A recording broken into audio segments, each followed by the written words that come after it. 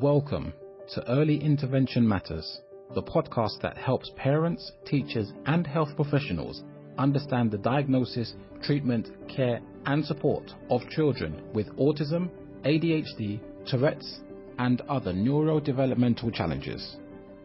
Your host, Dr. Inyang Takon, is a consultant neurodevelopment pediatrician, and she will provide insight through interviews, answering questions, and breaking down complicated topics.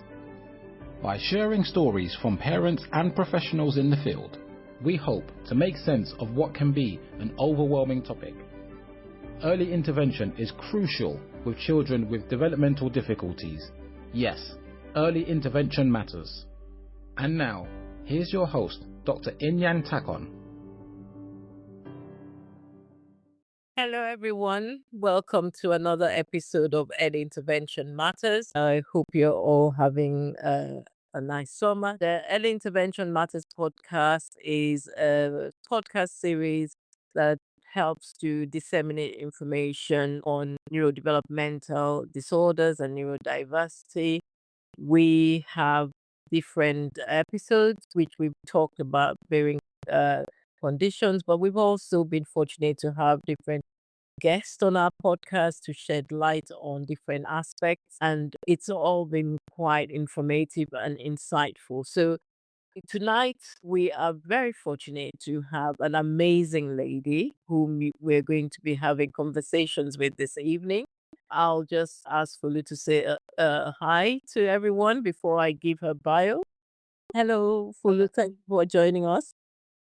Hello, Doc. Hello, everyone. Thanks for inviting me. Thank you, Fulu. So today we're going to be talking about something that is so important, and Fulu she's incredible. I've just been amazed about her story, but I felt that it was important that Fulu shares this with our audience today. So the topic today is how to become your child's number one champion and advocate. And through this podcast, you would see that Folu has done this incredibly well and continues to do so. Have that dear son Tadi. So a bit about Folu. Folu is the multifaceted leader. Her diverse experiences span technology, education. She's an entrepreneur, and she's done a lot to that activities that have social impact.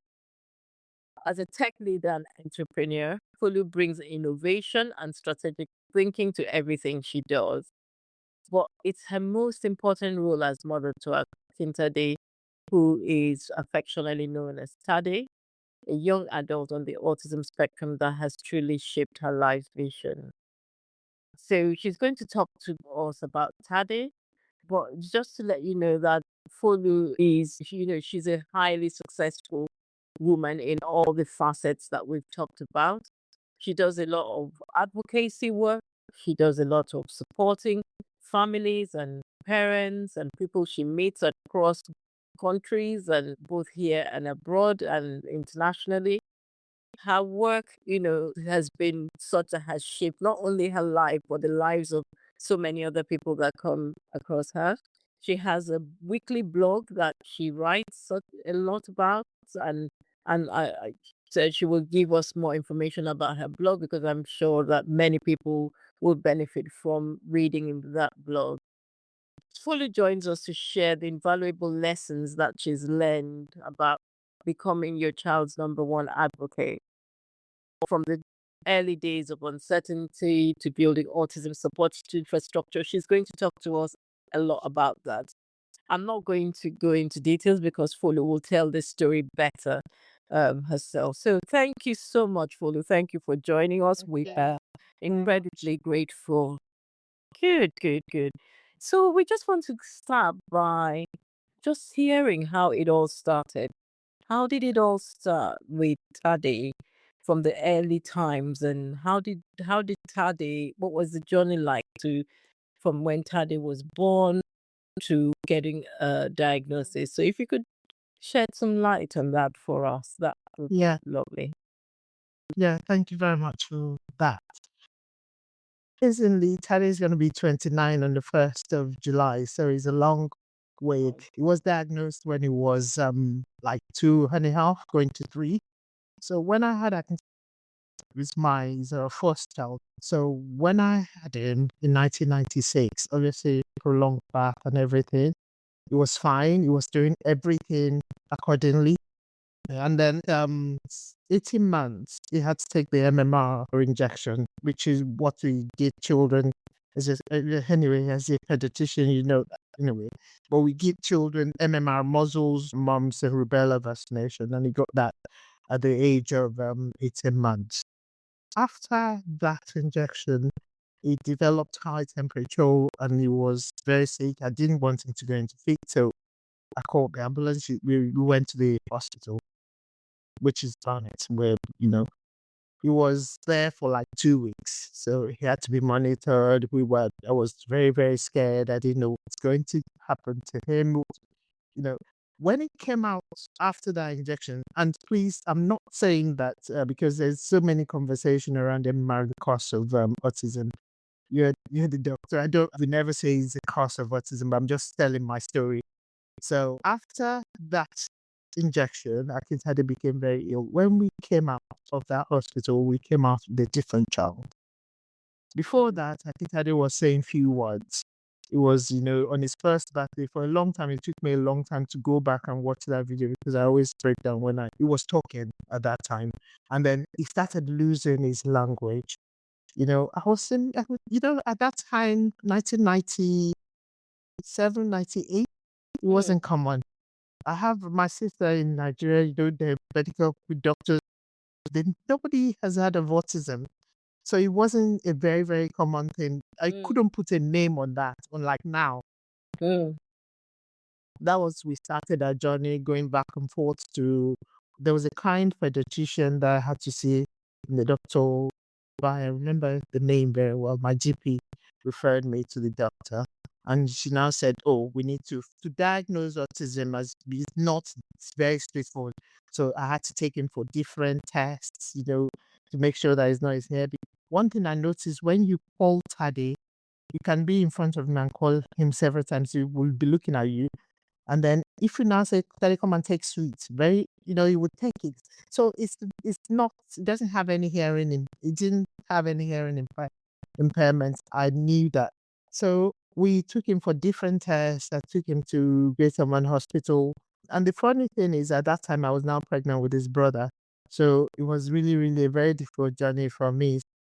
When his brother was born, and I think his brother 14 days after his brother, that was when they gave us the diagnosis. Wow. They invited us to Finchley, one hospital in Finchley, and then we had all the therapists that we have seen come together and say, oh, this boy is autistic. And I said, please, can you break that down? They said he's autistic. And the prognosis is not very good. You may not be able, and even you, because you're carrying another child, you never know whether this child has that. So they said I should go and do further tests on genetics and all that. Anyway, my husband, being an African man, said, no way. There's no way my child will not talk. There's nothing like that in our family. We quarreled in the car, but I was crying. But he said, oh, you're not taking my child to any of those therapists, no therapy. And I called my mother-in-law, it was really a very, very, you're fighting the diagnosis, like losing your child in a perversive way, and you're fighting your culture. There's so many things going on in my mind. And at that time, I went into reactive mode, because when things happen like that, I quickly start thinking about solution. I started reading about it. And then I know that, and I was telling him, we need to do something about this boy. We had therapists coming already, how they play therapists, because he wouldn't play with you. He would do and sit in one corner. He would spin things around. Then he would watch counters over and over and over again. So it was very difficult. Anyway, we got that diagnosis. And what do we do with that? With that diagnosis, it was a very, very another battle, because you're fighting. You're just trying to process what you've heard about your first child, and then you now have to think, how do I go and get whatever he needs. I didn't know about any special needs education. It was in a nursery. I know one thing I know in that nursery that I was paying so much for, they would tell me, because they told me to take him to a nursery, so maybe we would talk. But every time, and I was working at that time, you know, they will call me, they will call either of us. It was more or less like, as you're sitting there like this, come and pick your child can't stay here. Mm, And it was very difficult. So I said, what do I do? And mm, this is what I tell parents right now, that the early intervention is what you need to do. What I did at that time, because my mother-in-law had a very, very good, on her lives, and they were in Nigeria, and he said, let's bring him home. I don't know, in Yoruba, people will say, get here toward labor, let's pray for him at home. mm, There's nothing wrong with him. So I took him and because she was very feeling sorry for me, because I had a toddler, at that time. There's so much going on. So, mm, but by the time my son was in Nigeria, I got this book, Let Me Hear Your Voice. I did so much research. So I told my husband, bring my son back now. So mm, within 3-4 months. But you see, autism is a race against time. We've lost that time, because that time we should have done intensive, but anyway, they brought him back. And by that time, he had now lost his language. Now you can see the classic autistic behavior, stereotypical mm, behavior, not talking, not sitting with anyone, just not sleeping, crying. So I sought after, once I read that book, Let Me Hear Your Voice, about ABA, I started looking for therapists. Luckily, I was in IT. No, we're a very young couple then. We didn't, but I told my husband, whatever I have, we go on this child. mm, Even if it means not doing anything, we employ a consultant. He said, oh, are you dreaming? Consultant, £200 a day. So I said, I wanted to see what they would do. So it was after we employed the consultant, and I went back to the pediatrician, said, oh my God, you're very brave. I'm going to put you in touch with a woman that is doing the same, but they had to raise money, to do this therapy. So I got in touch with another woman with an autistic child that was living in Ghana. And she mm, told me she said, it's a journey that you can't win. She's even trying to find a school, because you have therapists coming in to your house. And because I work and she doesn't work, her husband is very wealthy, with a white lady. So she now said, there's a school coming up, which is Treehouse. Well, I'm not sure whether your child can get into that school, because you have to really, really fight. The borough will not pay for that amount. They will tell you to have a school for your mm, child in the borough. By that time, they showed me Oakley school. After they went there for a few days, and I said, I think Tade is going to go to that school. It was the first ABA school. They had, it was in Russell Square then in the city. mm, All mm, 5 children, very high powered women come together, and they rushed that school, they approved it. And I think one of these top authorities' child was there, this top. So I went to the school, and they said, we're not sure if your borough is going to pay this money, but if you can get that statement and, that school in that, then you're good to go. We will accept him. I said, don't worry. It was 4 then, it was standing for. I said, don't worry. mm, Whatever it is, I'll fight for my son. Lord, I have a law degree that I've never used. mm, I have a law degree in England. So it's not like, and one of my friends that we studied law together, she went to practice law, but I've been in IT. So I was practicing IT, at that time. I have a master's in IT. So I told her, I said, look, I still remember my law very well. You're going to help me, because I couldn't afford to get a barrister to go to the tribunal, because now I had to appeal. So, and then we had to go to tribunal. But one thing I think what swerved, I think, this story was my intensity. I wrote a long story. I had to calculate how much it's going to cost them if Akintade didn't go through early intervention.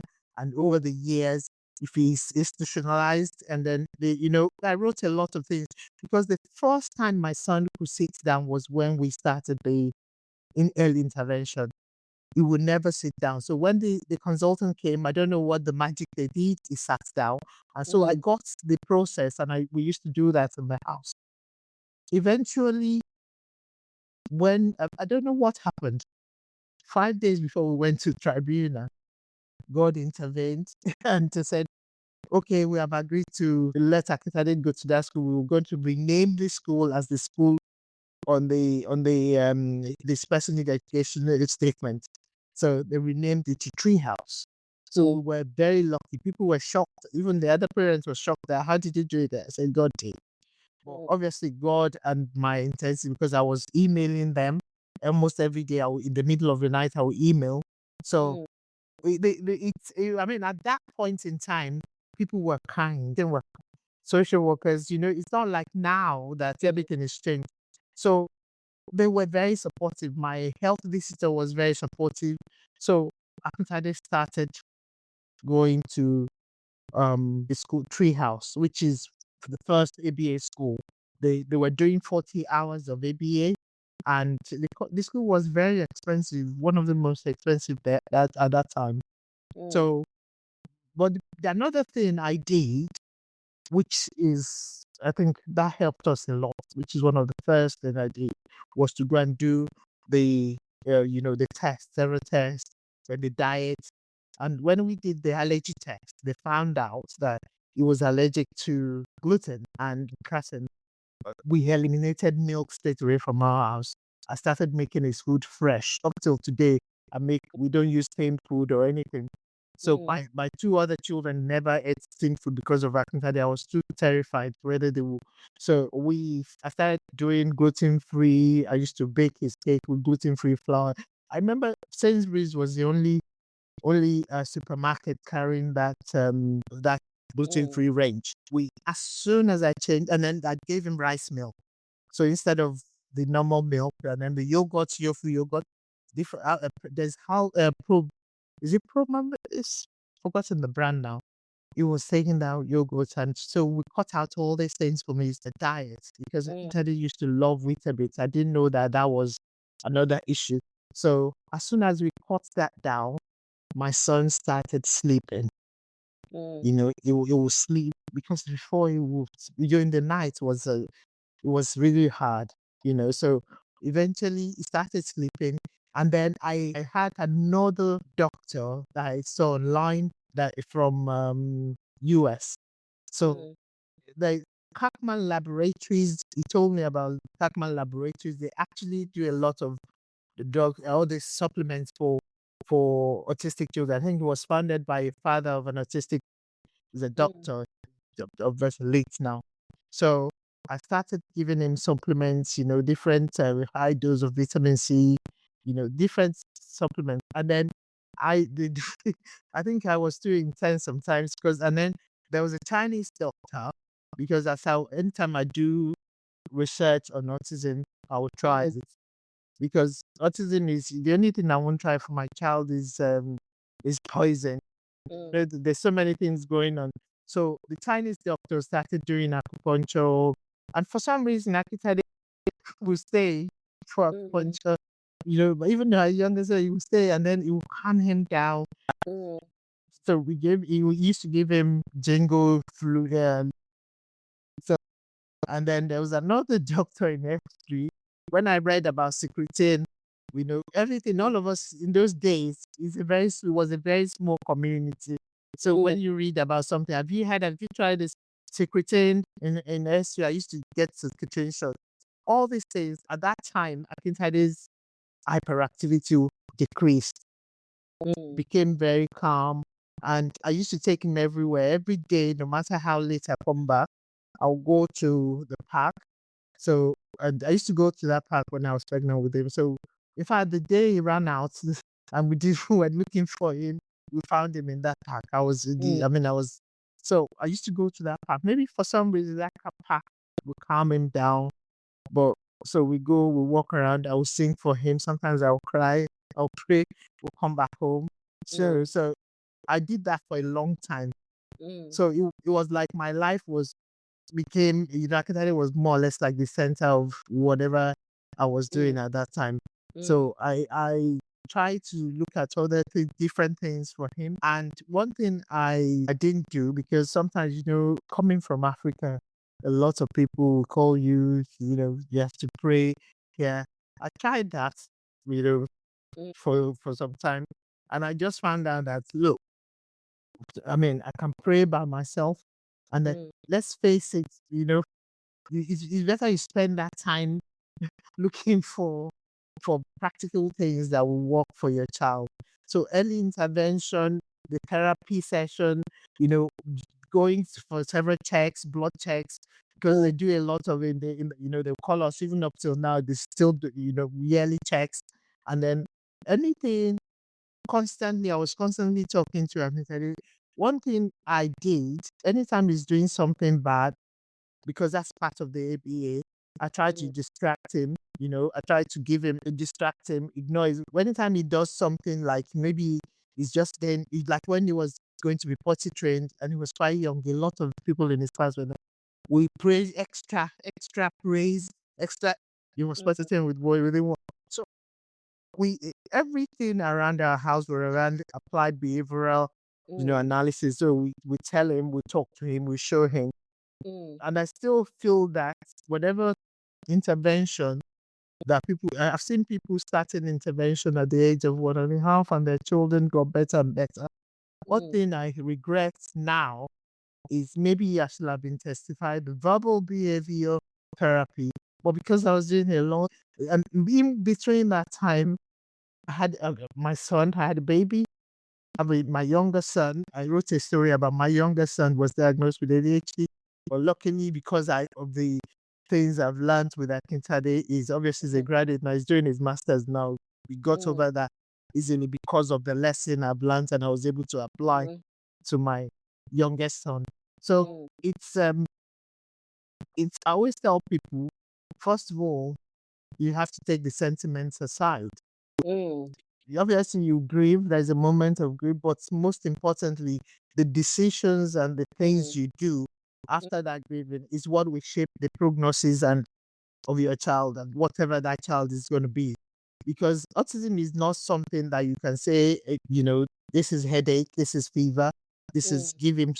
You have to take an holistic approach and look at what is good for this child. What can I do to limit the time this child spends doing all the stimulatory behavior? You have to occupy them every minute. And that's what I did for Tadi. And sometimes you have to fight, that's another, especially these days, because the funding is, we all know the state of the nation and more children. Because when Tadi was diagnosed, I didn't hear so many things about autism, but now everybody knows so much. The good thing is we have information now because Tade is using a communication software that now to learn how to speak. He understands everything. His receptive language is quite good. Even with the AI, I'm trying to develop a software now that can read emotions for a picture, non-verbal autistic that can't tell when they're sick. Because Tade uses text and marketing. But because we're so used to Tade in this house, we know when he's not feeling, you see it on his face. He can't really, Tade is non-verbal, but he understands everything you say. Unless you ask him, are you okay? Or do you have pain? He can't tell you that, I'm sick, my tummy is hurting me. But because we're so used to Tade in this house that we know every little thing, and if he can't sleep, he will come to my room. So over the years, I know that every day I'm not saying everybody should be intense like me, but sometimes attention, early intervention, and care, it changes a lot of things. Because I know that a lot of things I did for Tade, if I didn't do it, he's been sitting, as we're talking now, he's been sitting there for a long. He can sit, we go everywhere together. And one thing I don't, as an African woman, I don't hide Tade. We all go on holiday together in Nigeria. If you don't want me in your house with my son, then don't invite me. If you don't want me at your party with my son, then don't invite me. So because this is the only way he can enjoy life that his brothers are enjoying, so we need to be able to, take them to functions if they're not disruptive, but let them enjoy the life other people enjoy. Yeah. Like Friday night, I do TikTok. He has a lot of followers on TikTok, so he has music nights on Wow. Friday. Yeah, Friday night or Saturday night. So he can, I said, Akitade, okay, this is your own club now. Your brothers are gone now. So yeah, you will now point once he likes Afrobeat and you will be sitting here thinking that we're going to do that. So he enjoys. So sometimes, so that's my journey with Akitade. And one thing I know is that obviously nobody prays for a special needs child, but Akitade has given my life purpose. When I noticed that a lot of people don't know what to do, because one of the first thing that you don't know where to go when your child is diagnosed, you face that diagnosis. What do you do after? What is the Mm. education needs that you need to get for your child? What are the things that is available? What can you do by yourself? I started writing, and I Mm. started this autism treatment support initiative when Akintade was like two, I think in 2012, that was the first time I did a ball, and every year I donate to schools in Nigeria, and I write and tell them this is what you need to do. Try this method. I'm not saying it works for everyone, but you need to be doing something with your child, because nowadays they give just maybe 1 hour speech Mm. therapy. Mm. That's not enough. Yeah. That's not enough for anyone to. It's just like education. If you say you want to study for 30 minutes, it's not enough to pass. So Yeah. meanwhile, autistic autistic children and adults, you need to be doing everything with the kind of intensity that you even twice Yeah. as the neurotypical child. So Yeah. I started the autism treatment support, where I just signpost people to different things, to Mm. different, lots of people call me and say, how do I go about it? And it's now become like a portal. Then, when Hakim said, every stage that you go through with your child with special needs is very, very difficult. So Yeah. when you fight the battle of school, Mm. every stage that school, you need to say the reason why they should support you, they should do Yeah. this. When Hakim Tade was leaving Treehouse, we were lucky Treehouse extended till age 19, because there's so many powerful people now being affected by autism. So they extended that. We didn't. I know that Akintade was not going to have anywhere to go Mm. after Treehouse. So there's this mother that the child goes to the school that person age 4. So we've always fought together, and eventually we got Beam that was supporting Akintade to support him. But where does he go from there? There's Mm. 18 months waiting list Mm. in Barnet. And one thing, if autistic children, the Akade has acquired so much. He can sight read, he can use the computer, he can do a lot of things, very compliant and very, the only thing, even though we can't leave him in the house, but Akintade can do so much that I Mm. never thought he could do. So Mm. if it doesn't go anywhere, it could regress due to frustration because he's used to going out. So there was nowhere for him to go. So luckily, over the years, my thoughts is like, oh, this boy is going to need a lot of money. So I threw myself into work. Mm. I mean, so my other property, I always tell his brothers, this is going to be Akintade's place. So I Mm. started using that property as a center for him. So he goes there, and then the beam would take him at 9:30. Go, but when it was becoming too difficult, because I wasn't getting paid for him staying there, and his friends that were staying there was like free, and it's a 5 bedroom house. I couldn't afford to continue using that, so I had to build another center at the back of my house. So it's a very nice center. But I needed to do that for my child because I can't wait. If I say I'm waiting Mm. for 18 months and he's at home and he's not doing anything, all the work we've done over the past 19 years will have gone to waste. As you know, they will regress. The thing is, if they regress at this age, I may not be able to manage because we're growing older. Mm. Then you may have to watch, because Akitade has never gone on respite. If there's anything, if he becomes violent, it will break everyone's heart in this house for him to go to Mm. supported living if you don't have a choice, because so many parents don't have that choice. Mm. So that's why I built the center. And one of the things I said is vision I call it Vision 30 for 30. I'm hoping that we've started, I have a registered charity, and then it was called, the center is called Tadi Autism Center. Centers around that people like Tade, because I wrote an article about this, that they get retired at the age of 23 when they leave school. Is that fair? Because they don't have anywhere to go. Autism is not like the other disabilities. If you take an autistic child to a place that they're not used to, practicing their skill, generalizing their skill, they lose it. And then you go back to square one, or they get regret, they get very angry, and they now have to take it into supported living or institutionalized. So this is why I never wanted after this case to be like that. So all my resources went into building the center, and it's a place where he has his corner to relax. There's his lunch, there's small place where he takes his cooking, he's doing his laptops there. So the therapists, they come there in the morning, he can sit outside, it's very nice place, he can relax, and then he tells them what he wants to do. And this is why I'm advocating for every autistic adult. They should be able to choose. So you can't just take them with all other adults and say, oh, you go there somewhere, see them and they explain. I'm grateful that I'm able to do that for my child, because he goes there. I want to go and play golf today. I want to go to cycle today. I want to do my literacies, learning how to write. I want to do this today. I want to go and watch film. So be it. I think that it's going to be 29. If he's not autistic, he probably won't be sitting here in front of me anyway. So this is what. Wow, what an awesome story. What an awesome story, Folu. Yeah.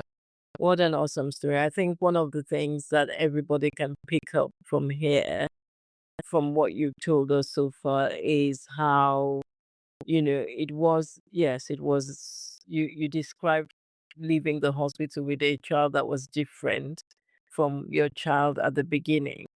And, that period is enough to devastate many parents. It But was a very dark period. very dark period, and everything you went through, and actually the way your husband reacted is the way most people will react. And just a question, how did your husband come on board later? At what point did he now come to terms with the diagnosis? It took him a long time to come to terms with the diagnosis, but I think he knows that one thing about me, my husband understands me very well. He knows that very, very, when I want to do something, especially when it's right, I will do it. That you support me, or when it comes to my children, is it that you support me, or you just keep quiet? Don't. So, and he was very supportive when it comes, but sometimes you say, oh, why is it that you're doing too much? I said, let me do too much. If I don't do too much for this child, who will I do too much for? So why don't you want him to do this? Why are you doing this? But eventually he came on board. He supports everything we do now. He's very supportive. He took time, because in those times, the way he blocked that side of him, sometimes he would travel with his friends, he doesn't want to stay at home. And I understood at that time that, as a young, when I turned 20, that you thought that you would have a child that will call you, mommy and daddy. And you see, and in those times, it can be very, very isolated. People are now more understanding now. Yeah. In those days, we used to go to Nigerian parties, and people will turn around and say, why is your child? That's only your child that is turning. What have you done? Who have you offended? There's so many remarks that you get that you just, and I always tell parents in Nigeria, because I speak to a lot of people when I go live in Nigeria. I support a lot of parents in Nigeria now. And I tell them, one of the first thing that you have as a parent of any special needs child is you develop your thick skin. Otherwise, you're going to go crazy. So if you go crazy, you won't be able to help your child. There's a parent that eventually committed suicide, and we tried to talk to her, there's so much going on. And this is why I always write that people should be kind. People should be kind, learn how to be. Because in our own time, people, even our close friends, the remark they will come to your house, your child's still not talking. We in Nigeria said, now, wow, what did you offend? So, and I would just smile. I'll just say, God has the way of doing things. We didn't create ourselves. God created them. And I know Akintade is created for a purpose. Yeah. And this is where I will answer them. Even to my children, when they were these brothers, when they had parties, they say, why is your brother here? Your brother is not talking. And now, all of us, luckily, they developed thick skin like me, and their brothers advocate and everything. So we just, it was difficult to get him to, accept. But once he got on board, we're a big team now, working. Everybody is so fond of Akintade now. I think that's a great thing. You're all working together as a team, and you've carried everybody along, and everybody has continued to have a fulfilling life along with Akintade. I think that's the thing. It's not like, Akintade is left behind somewhere and everyone is going, because when that happens, there's still that fracture. You just don't feel complete when families are separated because they feel the child should not be coming out. And I think that's what you have done actually sends a message to people around. It's like Akintade is our family, and if you can't accept Akintade, then we can't be there. I think that's a My friends, very everybody. yeah, that's a very clear message. I think also that helps as a form of support for families as well that you're liaising with. Now, you touched on something that you had to keep fighting every stage yourself, because how much information were you given after the diagnosis? What did they tell you? So post-diagnosis, so everybody keeps getting, you now understand what's wrong with your child. What did they sit you down? You said sometimes, some of the information you got was quite negative, but you had to think the best for your child. You had to rise above that. So, what would you say? Did you feel that you were given adequate information about what to do, the next steps? Because if you think about then and now, there's hardly anything now. Exactly. Funny enough, the pediatrician then was very, very useful afterwards. When she wasn't there at the diagnosis, there's another doctor that was there. When they actually, no, she was there.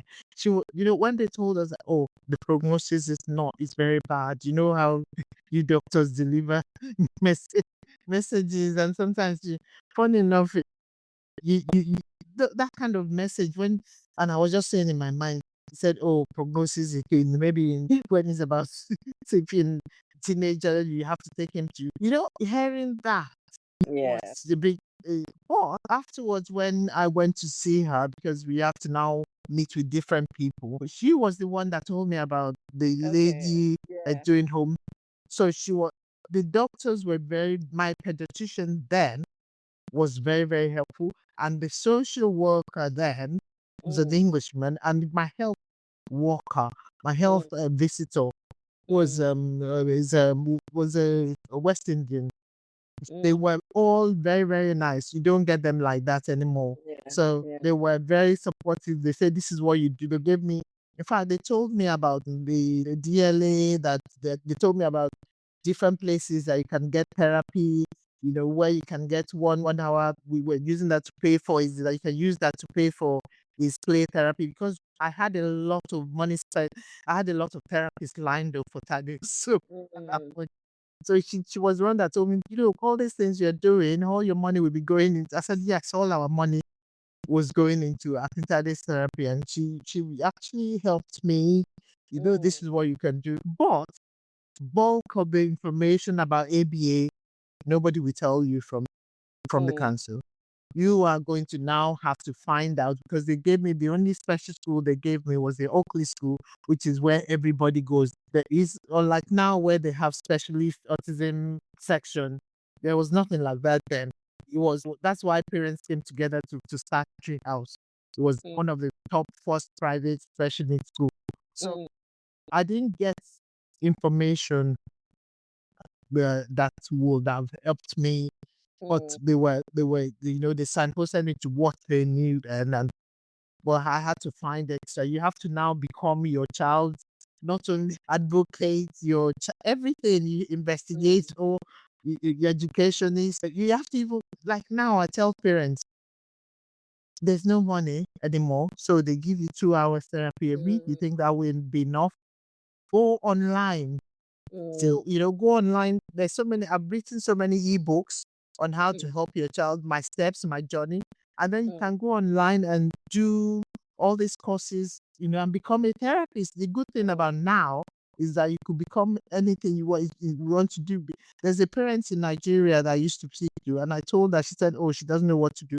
I paid for the online course for her. She's now a therapist. She's doing very well with her child. So I always encourage parents, whatever you learn skills that you can use to help your child.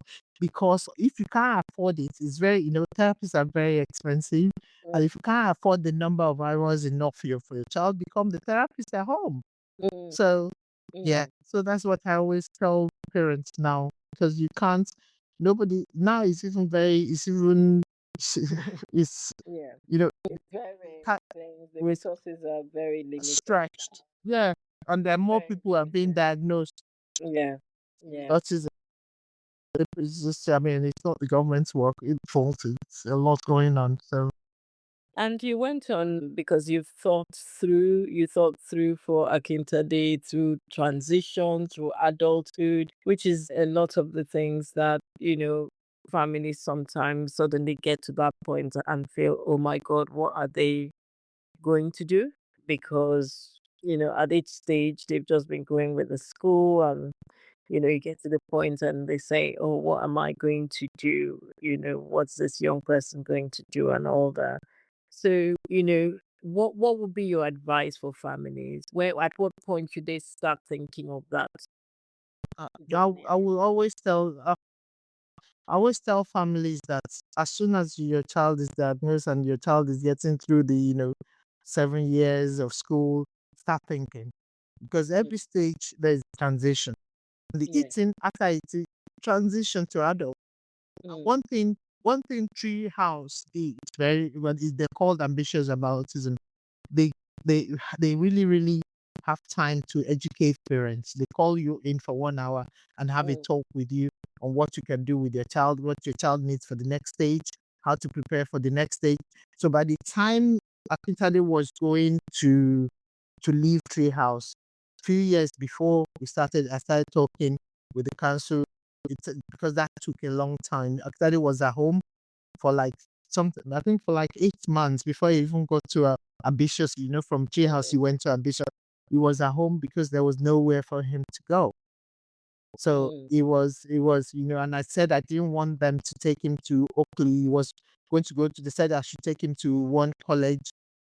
I went there. There was another place that we went. Akitade could not even come down. And I was trying to tell them that if this boy now sees, all this, he's not really, really practicing what he's learned and he's mixing with more aggressive or adults, he will become aggressive because he's mm, imitating those people. And I mm, didn't want that for him. So I said he would rather stay at home. That was a very long battle for me. I had to mm, go to court, I had to get a lawyer. I had to, even though I was working and my younger son, there's so many, all the battles I've gone through, I think God strengthened me because my faith is without faith, maybe I will have even, because at that time I work in tech. So it's really, it was difficult to mm, combine, but I knew for the sake of my children, especially at Tade, first of all, and I always tell parents it's important for us to keep healthy mm, because a lot of people get lost in one of the things I do, I realize that I need to take care of myself at a very, very early mm, stage. So I will do whatever I do. If when I need to relax, I relax because I think I always say, this boy needs me. God, give me, that strength to be able to do what I needed to do. And my sisters were very supportive, So, but the most important thing is make sure you do your research yourself and make yeah, sure you speak out. Don't listen. Because, for example, in our community, there's this thing. Oh, I heard that this person did this person did this. Yeah. Go and verify that information so you'll be able to help your child on time. Because there's so many parents that have signposted and they'll be waiting for me to. Oh, why did I say no? Look, if I signpost you and I give you all the advice, it doesn't mean that I'm going to do it for you because I have a lot of things on my plate. Yeah. Go and educate yourself, equip yourself. First of all, it will make your life easier, and then in the long run, it will make your son's life better. And the more you're like, the more easier. If it's easier for you, for your child, it becomes easier for you as well. So that's what I will say. So, and that's important is our parents should be actively involved in, knowing what is being done for the child. And also seek that because I think part of the thing is, and if you look at our community, when I've spoken to people back in our community, sometimes they've gotten involved in just, saying somebody comes and says, okay, I'm going to do so much speech therapy, I'm going to do. So they keep paying a lot of money, but they don't really know what is going on. Thank you. Yes. And then they're not getting the results and the person keeps They don't say they've spent a lot of money. pay this amount, pay this amount, but what I could hear from you was you were actively involved, you were learning things, you were training yourself. So that is one of the things, key messages for parents is that just don't be a side person, because what happens is people will continue to give you what they can give you, but Yes. you would never know, what has been done, and you don't know how to continue to help your child and research more, So it's very Very important. important.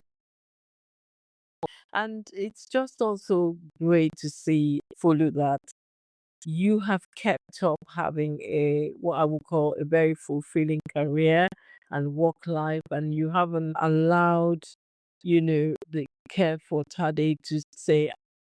I see many families where parents, where they would, I say, just pack up everything, their dreams and everything, and they just say, they can't do anything.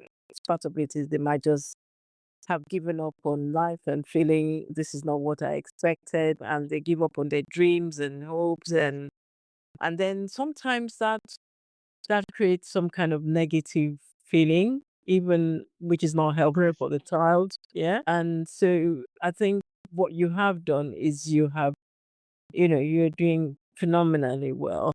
Oh, thank you. All the things that you're doing, it's amazing that you are doing all these things and, celebrating. And Tade is part of it. You talk about Tade being, having his own followers and doing his own things. And it's just amazing, listening to you. So I just, This for Tade's 25th birthday. I showed him pictures of what he wants to do, and he pointed to Dorchester. I knew that we can't afford to take him to Dorchester, but we turned our house into Dorchester, and he had a very, very fantastic 25th party. We decorated. We had people who spoke about him. We had DJ. He was like happy. Yeah, yeah. Because I told his brothers nobody would do it for him. And this is why I'm telling parents, become your child, and with these children, they will never experience. Who's going to invite them if you don't take them out? Who is going to celebrate them if you don't celebrate them? When people say, oh, this person behaved like this to my child. If you don't take the child out, if you don't take, and I always tell my son's carer, sometimes they would take the worst clothes and when I'm not around, and I'll see them. When I say, what's Tadi wearing? Is that about what's that? Because you have to dress for my child the way you want your son to dress, or your boyfriend, so he needs to dress appropriately. Don't just give him anything. Make them be. Do you understand? People see Tadi is going to have his birthday. We have to cut it. He has to have his hair cut. I would do photo shoot for him. He's always very happy. All of us will sing for him. And he dresses like he has his own wallet. He has we're lucky to get one designer in Lagos that said, oh, don't worry, I'll be making Akadi's clothes half price. So he wears Nigerian things. He points to what he wants to wear. because he's a 29-year-old man, Yes. you know. So you don't treat my child like a baby. Yes. Fantastic.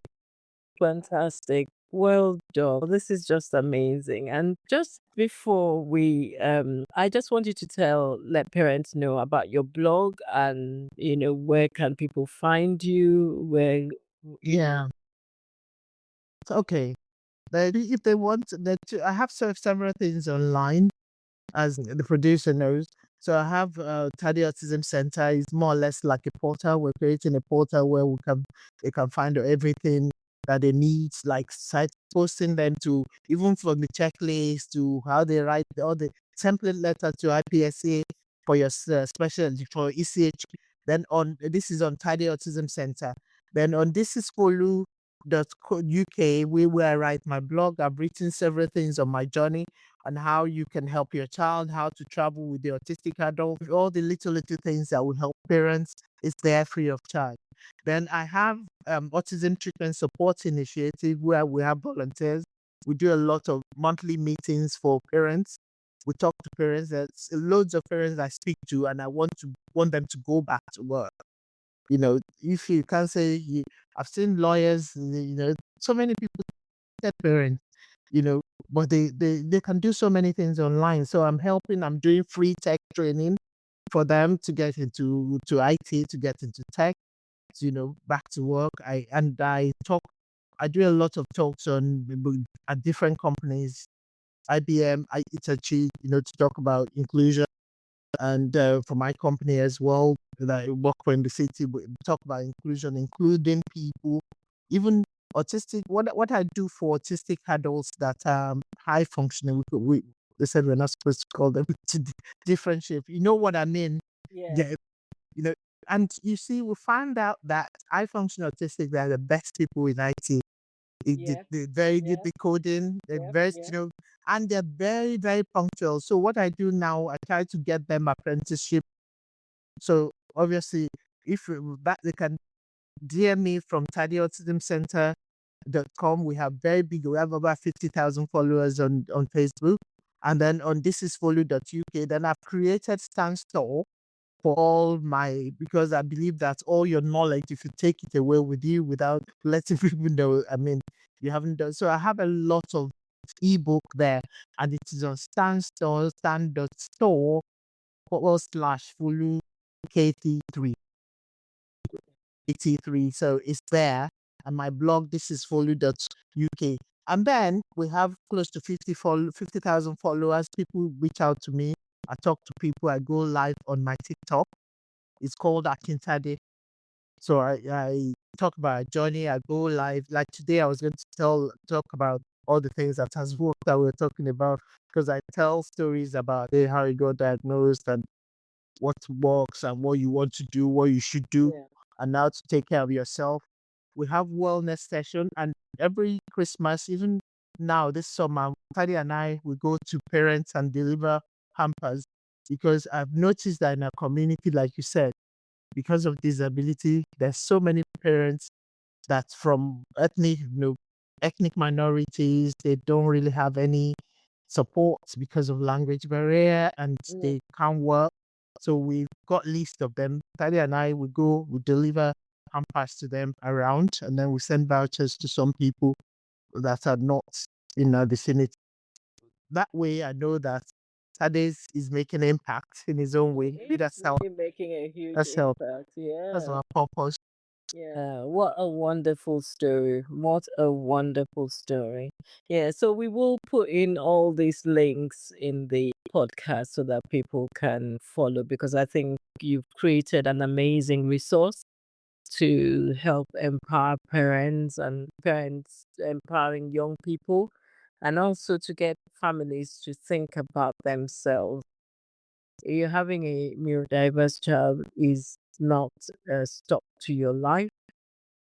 I always say there's a reason why certain things happen, and it's teaching you things skills Like that you never thought you had.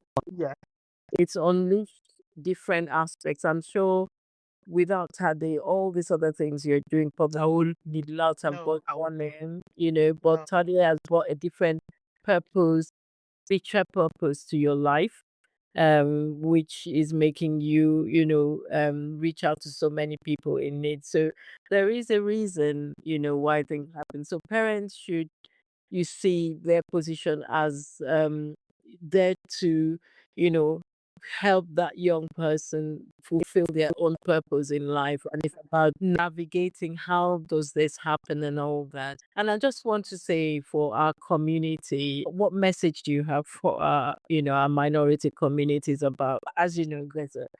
there's usually a lot of One of the things one of the things I say, as soon as you notice anything, please seek medical advice, seek assessment. Don't cover up your child.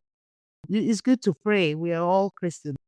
You can pray, but you need to follow the right path. Don't cover your child. Don't be ashamed of anything because there's so many people doing great things now.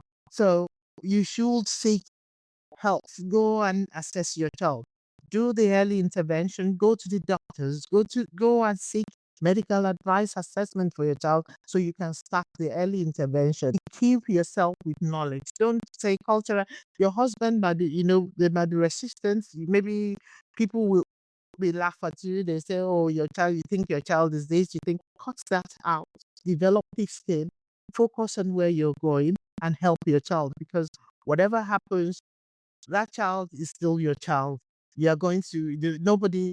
For me, I always tell people, you're not Akitade's mother. You're not going to be dealing with my life. So I would deal with my child. So I would do what I have to do that is right by my child. Forget about all these side talks or side.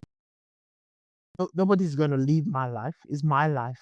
So the time you spend on all other things, you can do that to equip yourself. And who knows?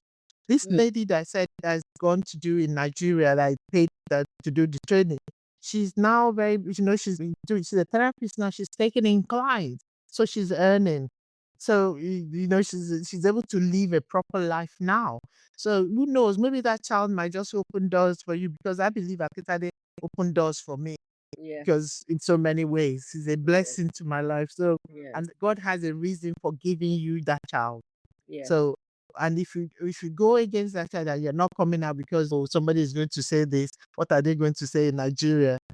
They're not going to be with you and your yeah, child. Please, yeah, let's start doing what is right. And our community, one thing I will say, we should be kind to, they should be more kind to each other because I've been to church. They know me. Everybody they know me in my church. You can't mess about my child. But I've been to church. I've been to church where I was sitting there and I wrote about it. I always have reasons to write something. And if you see a child running up and down, the man just slapped the child. I had to tell the man, "Do you think that child likes running up and down?" He yeah, said, The child is naughty. You don't even have a right to slap somebody's child." And the mother was terrified, and I had to stand up. So please, please, in the name of religion, let us be kind. What is religion yeah, without kindness? yeah. You know, And I think there's a lot of work to do in our faith communities, in our yes, churches. you smacking someone's child, say is naughty. They know me that time. The church I used to go to, Jesus has to look at me. I would look at you. I would stare at you until you carry your eye. They always say from this church because sometimes you're not helping me and you're staring. There was a time Akitade had Ronnie Semagan in the church years ago, and they was falling down. They were looking at me as if, oh, and I just stared at them. I don't know how to hide my feelings. I just say, this is a church. Is this a church? Or what is it that you're looking at somebody, a woman, So Mm, things like that. Our society, we need to be kind to one another. We need to teach our children how to be kind. We need to just be kind. yeah, This life is too short. And yeah, then if you see other people, you're not, because I have so many things to say about society. I can't say on this spot with the people from my own people that's supposed to help me. I don't want to start it on this podcast, but I just feel that we should be kind to each other. You don't know what that person has gone through. You don't know, and then You don't know what we go through when you're even raising children is tough. Not talk of raising, and then you want to add to my problem. I'd rather not go to church, and that's why people don't go to church anymore. Church is supposed to be a place of hope. Our community, we should love one another and just care for one another. So I think if there's love, everything else will walk along. Frankly, yeah. What an amazing session. Thank you, Fulu. I'm sure we're going to have you back on this session because Thank you so much for having me. it's been an interesting discourse, and your passion, your energy, it's just great to see the love that you and the whole family have shown Tade, and what a lovely and lovely young man he is, and just to hear all the great things he's doing and impacting every other. Like I say, thank you. Thank you. See you sitting there, waiting for his mom. I just say hello. See hello now. Hello. Thank you. Just looking at you saying what you're saying. So thank you. So just to summarize, we've had a very lovely session with Folu tonight. She's taken us through the journey of how a lovely son, Tade, got diagnosed with autism, the early stages, the emotional feelings with the whole family when this happened, the challenges, for how she overcame that, and how she has been an advocate, a champion for Tadi from the beginning. The story would have been different if Folu hadn't fought for Tadi. Story would have been different if she hadn't fought all this. But you've heard it, all the stages she went through, the school, the therapy, every single stage, getting what was due for him. I mean, it had been an amazing story. And also, all she's been able to do, so she didn't let this be a setback for her. She actually has been an accomplished in her tech field. She's gone on to do so many other social activities, impacting on society, impacting on other families, being an advocate for the families, educating. I mean, it's amazing. And also, Tadi has been part of this journey. Tadi is everywhere, does all the things with the whole family. So it's just to encourage families out there, encourage people out there. There was one message that Folu said: be kind. People should be kind, and people should show understanding for others. People are walking this journey, but what they need is love and support from those around them. So Fulu has immense resources that she's put out there.